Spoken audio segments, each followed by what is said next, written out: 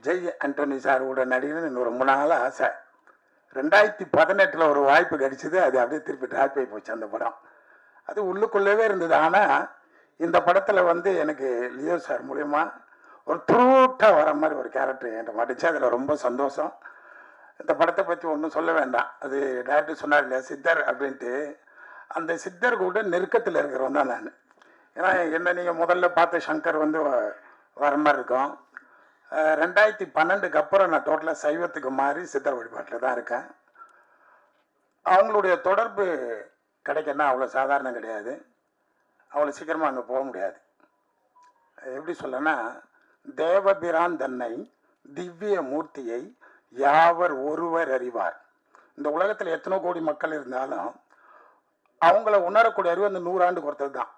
யாவர் ஒருவர் அறிவார், அறிந்ததில் கேள்நில் உணர்நில் உணர்ந்த பின் ஓதி உணர்ந்தவர் ஓங்கி நின்றாரை. அந்த நிலையை அடையணும்னா சாதாரண விஷயம் இல்லை. ஸோ அந்த சித்தர் வழிபாடுக்குள்ளே வந்து பார்த்தீங்கன்னா அஜய்க்கு வந்து அந்த படத்தில் வந்து ஒரு சின்ன லிங்க் இருக்குது. அதுதான் ஷார்ப்பாக இருக்கும். அது அஜயோட கேரக்டர் ஷார்ப்பாக இருக்க காரணமாக அதுதான். இதில் நாங்களும் கூட வந்து ட்ராவல் ஆகும். எங்களுக்கு வந்து இந்த மார்கன் சாதாரண மார்கன் இல்லை, இது ஜெய் மார்கன்.